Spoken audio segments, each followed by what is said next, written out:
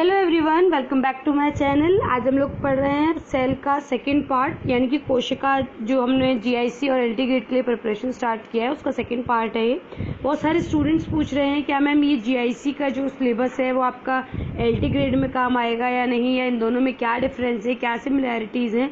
तो मैं यहाँ पे बेसिक सी चीज़ बता देती हूँ कि आपका जो एलटी ग्रेड है और आपका जो जीआईसी है, दोनों में ही होम साइंस का एक पार्ट पूछा जाता है और दोनों में ही आपके ये जर्नल पेपर भी होता है और दोनों का ही paper as compare to TGT and PGT difficult होता है और जो आपके टॉपिक्स हैं वो सेम होते हैं। आपने टीजीटी के एग्ज़ाम में भी देखा होगा और पीजीटी के में भी देखा होगा कि कई टॉपिक्स ऐसे हैं जो कि आपके सिलेबस में मेंशन नहीं होते हैं बट स्टिल उनसे क्वेश्चंस पूछ लिए जाते हैं। इन द सेम वे आपके जीआईसी और एलटी ग्रेड में भी होता है। तो जितने ज़्यादा टॉपिक्स अगर आप पढ़ लेंगे उतना ज़्यादा आपके लिए क्लैरिफाई हो जाएंगी चीज़ें। तो ये आपके जो टॉपिक्स हैं वो जीआईसी और एलटी ग्रेड दोनों के लिए वर्क करेंगे। इन फ्यूचर जब भी आपकी एलटी ग्रेड की वैकेंसीज आएंगी तो जो टॉपिक्स हम अभी कवर कर चुके हैं हम उनको दोबारा से नहीं पिकअप करेंगे और इनके बेसिस पर आपको नोट्स प्रोवाइड किए जाएंगे। और जो भी स्टूडेंट नोट्स को लेना चाहते हैं, परचेज करना चाहते हैं, वो आप टेलीग्राम पर कांटेक्ट कर सकते हैं। टेलीग्राम पर आपको उसकी लिंक मिल जाएगी। और सेकंड चीज़ ये है कि आपकी जो एलटी ग्रेड की वैकेंसीज हैं वो कब तक आएंगी, ये अक्टूबर नवंबर में आने के चांसेस हैं इसके। आपके पास अभी काफ़ी सफिशिएंट टाइम है क्योंकि लास्ट मोमेंट पे जब हम प्रिपरेशन करते हैं तो वो प्रिपरेशन सिर्फ और सिर्फ गाइड्स वाली रह जाती है जिसमें कि आप इन डेप्थ चीज़ों को नहीं पढ़ पाते हैं। तो इन डेप्थ स्टडी के लिए अभी से नोट्स बनाना स्टार्ट कीजिए, अभी से हमारे साथ जुड़ जाइए और अभी से अपनी प्रिपरेशन को शुरू कर दीजिए। तो जीआईसी के साथ साथ में एलटी ग्रेड की भी प्रिपरेशन हो जाएगी। देखिए, ज़्यादा पढ़ा हुआ हमेशा यूज़फुल रहता है, कम पढ़ा हुए से आपका पेपर जो है वो क्रैक नहीं हो पाता है।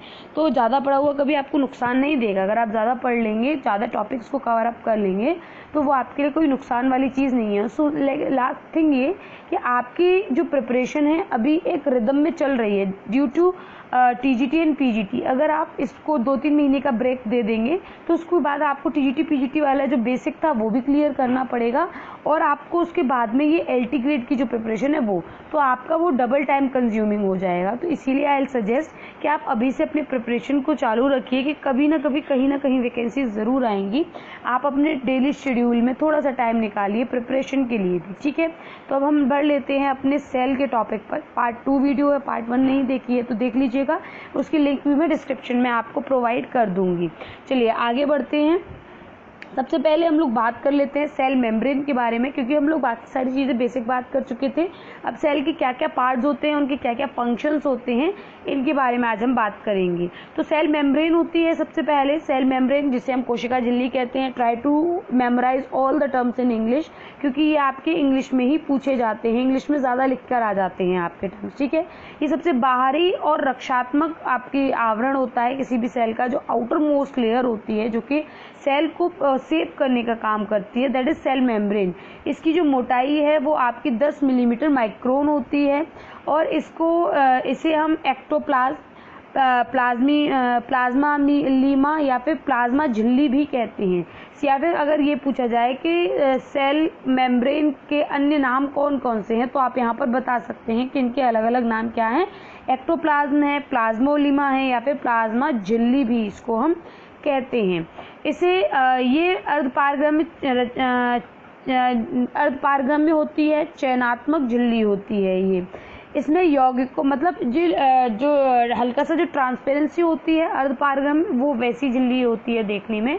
इसमें यौगिकों के अणु तथा आयन का आदान प्रदान होता है, मतलब जो आपके जो कंपोनेंट हैं, जो आपके सारे न्यूट्रिएंट्स और जितने भी अणु वगैरह होते हैं, आयन्स होते हैं, उनका इंटर एक्सचेंज जो होता है वो इसी के अंतर्गत होता है। इसमें 50% आपके लिपिड्स होते हैं और लिपिड्स में भी मेनली आपके फॉस्फोलिपिड और कोलेस्ट्रॉल होता है। इंपॉर्टेंट पॉइंट है, इसे याद रखिएगा। और इसमें 50% प्रोटीन होता है। तो अगर आपसे पूछा जाए कि आपकी सेल मेम्ब्रेन किन किन चीज़ों से बनी होती है तो ये लिपिड से और प्रोटीन से मात्र बनी होती है। लिपिड्स में भी मेन जो लिपिड्स फंक्शन करते हैं वो आपका फॉस्फोलिपिड है और आपका कोलेस्ट्रॉल है। तो ये आपका इंपॉर्टेंट पॉइंट है, ठीक है। आपको ये नाम याद रखना है स्लाइड में, ये भी इम्पॉर्टेंट है। और ये आपकी 10 मिली माइक्रोन की होती है और ये रक्षात्मक है। ये इंपॉर्टेंट पॉइंट्स मैंने यहाँ पर कवर किए हैं। अगर आप बुक देखेंगे तो आपको बहुत सारी चीज़ें मिलेंगी जो कि आपकी यूज़फुल नहीं है, उनमें से जो जिस्ट है वो निकाल कर यहाँ प्रेजेंट किया जा रहा है। इसमें बाहरी और उभार होते हैं जिन्हें हम माइक्रोवेलाई कहते हैं। इनमें जो आपकी सेल मेम्ब्रेन है उसमें बाहर की तरफ कुछ उभार होते हैं, जैसे कि आपके वेलाई जो आपकी डाइजेशन में हेल्प करती हैं इंटेस्टाइन में, उसी तरीके से यहाँ पर भी होती हैं, मैंने माइक्रोवेलाई कहते हैं। और ये भी आपके एब्जॉर्प्शन का काम करती हैं न्यूट्रिएंट्स को, ठीक है। फिर उसके बाद आते हैं कोशिका झिल्ली के क्या क्या कार्य हैं। ये तो एक तो सुरक्षा प्रदान करती है हमारे जो सेल है उसको, भोजन का अंतःग्रहण करती है। अंतःग्रहण यानी कि उसको एब्जॉर्ब कैसे करती है, माइक्रोवेलाई के थ्रू इसका अंतःग्रहण करती है। बेकार की वस्तुओं को बाहर निकाल देती है, शरीर में से बाह्य संवेदनाओं को ग्रहण करती है, जैसे कि आपका हाथ जल जाने पर हाथ हटा लेते हैं, ये संवेदनाएं आपको सेल से ही अनुभूति होती है। अंदर की वस्तुओं को बाहर जाने से रोकती है, जो अंदर के जो इम्पोर्टेंट आपके न्यूट्रिएंट्स हैं, जो आवश्यक चीजें हैं, उनको उसी के अंदर सेव और प्रिजर्व कर रखती है। नेक्स्ट आपका आता है न्यूक्लियस, जिसे हम केंद्रक कहते हैं। This is the most important part of a cell, सबसे इम्पॉर्टेंट पार्ट होता है कोशिकांग, सबसे महत्वपूर्ण कोशिकांग होता है ये कोशिका, इसे हम कोशिका का मस्तिष्क भी कहते हैं। It is also known as the brain of nucleus. केंद्रक के चारों ओर की झिल्ली केंद्रक भित्ति कहते हैं। केंद्रक के जो आपकी न्यूक्लियस है, इसके चारों तरफ एक लेयर होती है, जैसे सेल की तरफ चारों तरफ जो मेम्ब्रेन थी उसे सेल मेम्ब्रेन कह रहे थे, और जो आपकी न्यूक्लियस की चारों तरफ जो आपकी झिल्ली होती है उसे हम न्यूक्लियस वॉल कहते हैं, यानी कि केंद्रक भित्ति कहते हैं, यानी कि न्यूक्लियस वॉल कहते हैं। रासायनिक संरचना क्या है, ये प्रोटीन और फैट का बना होता है। आपका जो सेल मेम्ब्रेन है वो आपकी प्रोटीन और लिपिड्स की बनी हुई थी, और ये प्रोटीन एंड फैट का बना हुआ है। केंद्रक द्रव्य भरा होता है इसमें, जो कि अर्ध ठोस होता है, गाढ़ा होता है, लसलसा और पदार्थ होता है। जो अर्ध ठोस इसमें भरा हुआ होता है उसकी विशेषताएं हैं ये। इसमें आपको न्यूक्लियोप्लाज्म जो कि आपका protein, nucleic acid, phosphorus, protein के जटिल कार्बनिक यौगिक और यौगिकों से ये बना हुआ होता है, जो न्यूक्लियोप्लाज्म इसमें आपको देखने को मिलेगा। क्रोमेटिन जलिका इसके केंद्रक में होती हैं, कि जो क्रोमेटिन जलिका इम्पोर्टेंट टर्म है आपका न्यूक्लियोप्लाज्म जो है वो इम्पोर्टेंट टर्म है आपका। इसकी रासायनिक संरचना के बारे में अगर हम देखिए, इम्पोर्टेंट पॉइंट बता देती हूँ, ये है आपका प्रोटीन और वसा से बनती है ये। दूसरा आपका न्यूक्लियोप्लाज्म टर्म आपका इम्पोर्टेंट है, और क्रोमेटिन इम्पोर्टेंट है। जब कोशिका विभाजित हो रही होती है, मतलब जब वो डिवाइड हो रही होती है, मल्टीप्लाई हो रही होती हैं, उस समय पर क्रोमिना जो है वो एक दूसरे से पूर्णतः अलग घना और कुंडलित अपेक्षाकृत मोटा हो जाता है, जिसे हम क्रोमोसोम कहते हैं। यानी कि अगर आपसे पूछा जाए क्रोमोसोम बनने की प्रक्रिया में क्या चीजें महत्वपूर्ण होती है, तो वो क्रोमेटिन होती है। क्रोमेटिन ही मोटी हो जाती है, कुंडलित हो जाती है, घनी हो जाती है, अपेक्षाकृत बड़ी हो जाती है, और इसके विभाजन के कारण ही आपके क्रोमोसोम्स बनते हैं। मानव शरीर में कितने क्रोमोसोम्स होते हैं, तो 46 क्रोमोसोम्स होते हैं। इंपॉर्टेंट पॉइंट है, ये भी इंपॉर्टेंट पॉइंट है। प्रत्येक क्रोमोसोम में अनेक जीन्स होते हैं। 44 क्रोमोसोम ऑटोसोम्स कहलाते हैं और 2 सेक्स क्रोमोसोम कहलाते हैं। इंपॉर्टेंट टर्म लाइन है, याद रखिएगा कि 44 आपके ऑटोसोम हैं और 2 आपके सेक्स क्रोमोसोम्स होते हैं। क्रोमोसोम के विभाजन के फलस्वरूप कई कोशिकाओं का जन्म होता है। जब क्रोमोसोम डिवाइड हो रहे होते हैं तो कई नई कोशिकाओं का भी उसमें जन्म होता है। फिर आता है आपके केंद्रक के कार्य क्या क्या है। केंद्रक के कार्य है कोशिका का विभाजन करना, मतलब मल्टीप्लिकेशन करना, उसमें आनुवंशिक गुणों को हस्तांतरित करना, क्योंकि क्रोमोसोम है तो जीन्स हैं, और जीन्स है तो आपके आनुवंशिक गुण जो हैं वो हस्तांतरित होंगे। पोषण एवं प्रोटीन एवं एंजाइम का संश्लेषण करने का काम भी केंद्रक करता है। अब आता है नेक्स्ट आपका पार्ट माइटोकॉन्ड्रिया, जिसे हम पावर हाउस कहते हैं, यानी कि शक्ति गृह कहते हैं। ये संख्या में 50 से लेके 5000 तक हो सकते हैं। अधिक संख्या इनकी यकृत, हृदय और वृक्क में पाई जाती है। कैंसर के रोगियों में माइटोकॉन्ड्रिया न के बराबर देखने को मिलता है। परिपक्व एरिथ्रोसाइट्स में एक भी माइटोकॉन्ड्रिया नहीं पाया जाता। जो आपके मैच्योर्ड एरिथ्रोसाइट्स होते हैं उनमें एक भी माइटोकॉन्ड्रिया नहीं पाया जाता है। वसा और प्रोटीन के ये बने हुए होते हैं। आपका न्यूक्लियस भी फैट एंड प्रोटीन का बना हुआ था। इसमें 65 to 70% प्रोटीन, 25% फॉस्फोलिपिड और 0.5% राइबोन्यूक्लिक एसिड देखने को मिलता है। डीऑक्सी कार्बोन्यूक्लिक अम्ल भी इसमें पाया जाता है। माइटोकॉन्ड्रिया के विभाजन में से नई माइटोकॉन्ड्रिया का निर्माण होता है। इसे हम पावर हाउस कहते हैं क्योंकि इसमें एंजाइम श्वसन के दौरान खाद्य अणुओं का ऑक्सीकरण करते हैं। क्योंकि जब इस टाइम इसमें जो ऑक्सीकरण हो रहा होता है खाद्य पदार्थों का, उससे एनर्जी रिलीज होती है। That's why it is known as powerhouse. Next आपका आता है, ये एडीपी को एटीपी में चेंज करने का काम भी करता है माइटोकॉन्ड्रिया, यानी कि एडिनो डाइफॉस्फेट को एडिनो ट्राइफॉस्फेट में बदलने का काम भी माइटोकॉन्ड्रिया के थ्रू किया जाता है। फिर आता है क्रिस्टी। क्या है क्रिस्टी? माइटोकॉन्ड्रिया की दोहरी झिल्ली के मध्य में पैरामाइटोकॉन्ड्रियल स्थान में पाया जाता है, जिसे हम क्रिस्टी कहते हैं। कोशिका द्रव्य क्या है? नेक्स्ट आपका आता है कोशिका द्रव्य। कोशिका द्रव्य अर्ध पारदर्शी, कलात्मक एवं जालीनुमा होता है। प्रोटीन, फैट, कार्बोहाइड्रेट, पिगमेंट्स, आपके खनिज, लवण व प्रोटीन, विटामिन का ये बना हुआ होता है। एक कोलाइडी द्रव्य भी इसके अंदर पाया जाता है। न्यूनतम 18% इसमें जल आवश्यक होता है। ये 2 स्टेजेस में होता है, एक तो सोल स्टेज में और जेल स्टेज में ये पाया जाता है। जो आपकी तरल स्थिति होती है उसे हम सोल कहते हैं और जो गाढ़ी स्थिति होती है उसे हम जेल अवस्था कहते हैं। नेक्स्ट आपका पार्ट आता है, नेक्स्ट है आपका राइबोसोम्स, जिसे हम प्रोटीन इंडस्ट्री कहते हैं। ये मेनली राइबोन्यूक्लिक प्रोटीन के बने हुए होते हैं। किसके बने होते हैं? Ribonucleic protein. याद रहेगा, इजी है क्योंकि राइबोस से ही जुड़ा हुआ राइबो है।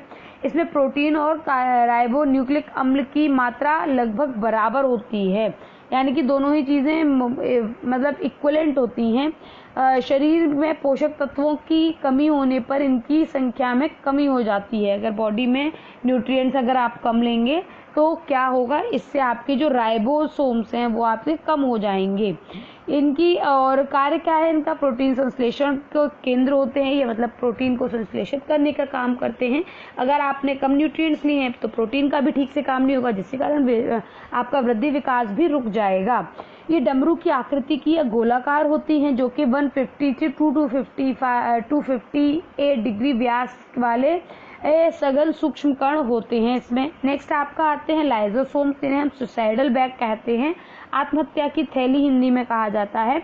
औसतन 0.05 मिली माइक्रोन की ये होती है। इन्हीं के द्वारा विभिन्न संरचनाओं का पाचन और अपघटन होता है।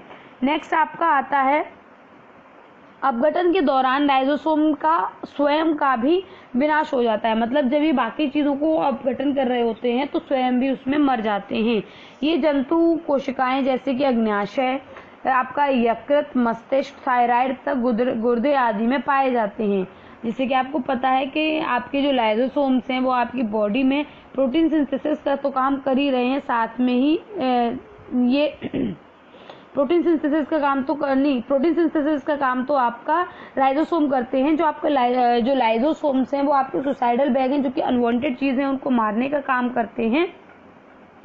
और ये आपके अग्न्याशय, यकृत, मस्तिष्क, थायराइड और गुर्दे में ये पाए जाते हैं। इसमें पाचक एंजाइम भरे हुए होते हैं। ये आपके क्षतिग्रस्त या फिर रोगग्रस्त कोशिकाओं को नष्ट कर देते हैं। जो भी कोशिका आपकी खराब हो चुकी है बॉडी में, जिसकी वर्क एफिशिएंसी कम हो गई है, उसको अपने आप ही नष्ट करने का काम लाइजोसोम्स करते हैं।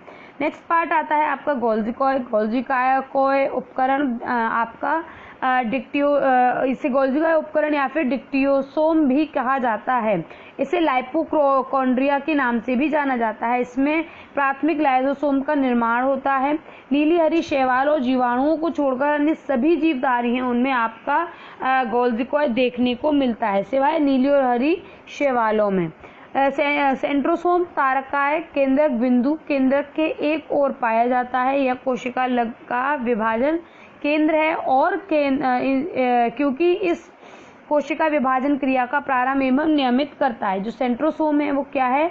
केंद्रक के एक ओर तो ये पाया जाता है और इसमें जो कोशिका का विभाजन है वो यहाँ होता है, इसको हम सेंटर कहते हैं।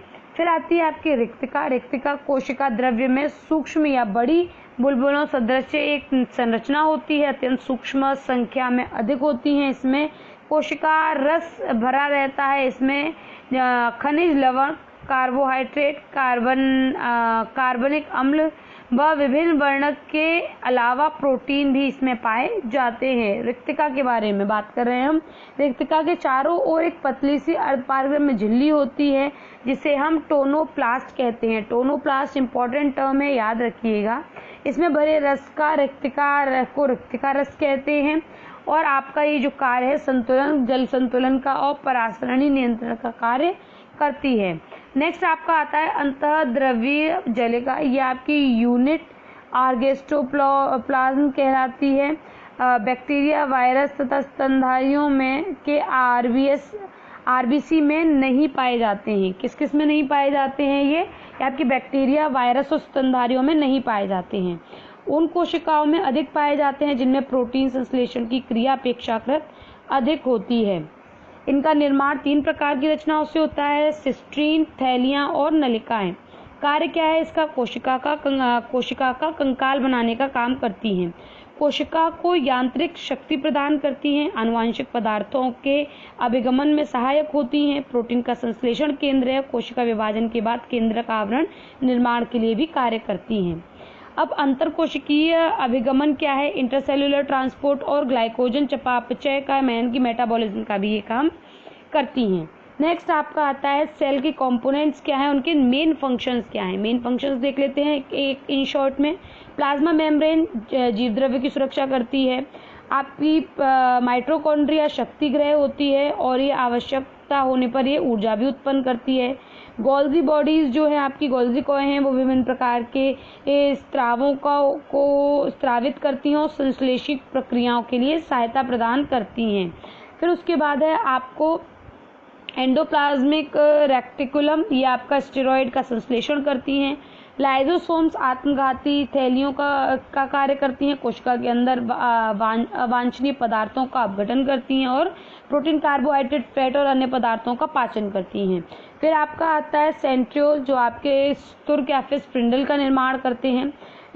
आपका न्यूक्लियर मेम्ब्रेन जो केंद्रक की सुरक्षा का काम करते हैं। केंद्रक के अंदर वह बाहर आने जाने वाले पदार्थों को रोकते हैं। न्यूक्लियस जो है वो आपका प्रोटीन संश्लेषण का काम करता है। आरएनए जो कि एक संदेश वाहक है उसको जमा रखने का काम करता है। क्रोमेटिन आता है आपका, ये वंशानुगत गुणों को संतानों तक पहुंचाता है। कोशिकीय और केंद्रकीय उपापचय क्रियाओं का नियमन करता है और कोशिका विभाजन में भी सहायता करता है। नेक्स्ट आपका आता है कोशिका विभाजन की बात कर लेते हैं कि ये क्या है। तो कोशिका चक्र जो होता है, जब किसी कोशिका के निर्माण के से लेकर उसके पुनः विभाजन की जो पूरी प्रक्रिया होती है, इसमें संतति कोशिकाएं बनती हैं, वो आपका कोशिका चक्र कहलाता है और इसी को हम सेल डिवीजन कहते हैं। यानी कि जो एक सेल है वो डिवाइड होकर 2 में हो जाएगी और अपने आनुवांशिक गुणों को संतति कोशिका बनाकर उनको आगे ट्रांसमिट कर देगी, तो आपका वो सेल डिवीजन कहलाता है। कोशिका चक्र में 2 पार्ट्स में होता है, एक तो आपका इंटरफेज में और आपका मायोटिक फेज में, यानी कि अंतरावस्था और विभाजन प्रावस्था में ही होता है। जर्मनी के जीव वैज्ञानिक वोल्थर फ्लेमिंग ने कोशिका विभाजन की प्रक्रिया को सबसे पहले देखा था। ठीक है, कोशिका विभाजन में 2 घंटे का समय लगता है, ये हमें इम्पोर्टेंट है, याद रखना है। महत्वपूर्ण क्या है इसमें चीज के आनुवांशिक जो गुण होते हैं उनको स्थायित्व प्रदान करता है और आगे बढ़ाने का काम करता है। वृद्धि करता है, यानी कि जो कोशिका विभाजन के द्वारा जीवधारियों में वृद्धि होती है उसके लिए हेल्पफुल है। घावों को भरने, अंगों को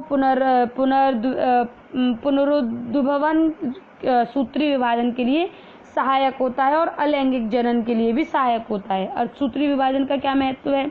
इसी के फलस्वरूप शुक्राणु तथा अंडाणु में गुणसूत्रों की संख्या आधी रह जाती है। जब आपका अर्धसूत्री विभाजन होता है उसी के कारण जो मेल और फीमेल के जो स्पर्म और ओवम है उनमें 23 घटकर रह जाते हैं, जस्ट हाफ हो जाते हैं आपके क्रोमोसोम्स। निषेचन के फलस्वरूप गुणसूत्रों की संख्या फिर से द्विगुणित यानी कि डबल हो जाती है। नए लक्षणों का विकास अर्धसूत्री विभाजन एवं निषेचन क्रिया के कारण होता है। संतान पितरों से भिन्न होती है, इसके फलस्वरूप ये आपके जैविक विकास के फलस्वरूप होता है जो कि आपके सूत्री विभाजन के कारण ही होता है। अब सूत्री विभाजन और सूत्री विभाजन में एक माइनर सा डिफरेंस है, वो देख लेते हैं। तो मायोटिस और मियोटिस में क्या डिफरेंस है? ये मायोटिस आपका दैहिक कोशिकाओं में होता है और आपका मियोसिस आपका जनन कोशिकाओं में होता है। ये आपकी 2 संतति कोशिकाएं बनाते हैं और ये 4 संतति कोशिकाएं बनाते हैं। सूत्री विभाजन आपके गुणसूत्रों की संरचना में परिवर्तन नहीं करता और ये विविधता को ले आता है। शारीरिक वृद्धि होती है और लैंगिक विकास जनन होता है। कोशिका में जीवन है, किन चीजों से हम पहचान सकते हैं।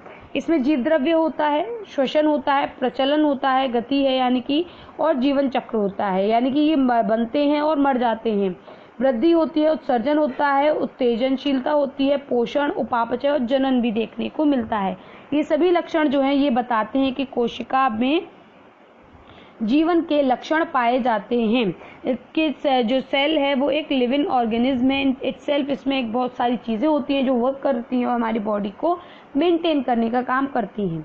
यहाँ हमारा सेल का टॉपिक खत्म होता है। नेक्स्ट क्लास में हम लोग टिश्यूज को पढ़ेंगे। वीडियो अच्छी लगी हो तो लाइक, शेयर एंड कमेंट करें, और कोई क्वेश्चन करिए तो आप लोग पूछ सकते हैं। Thank you for watching my video and have a good day. Bye bye.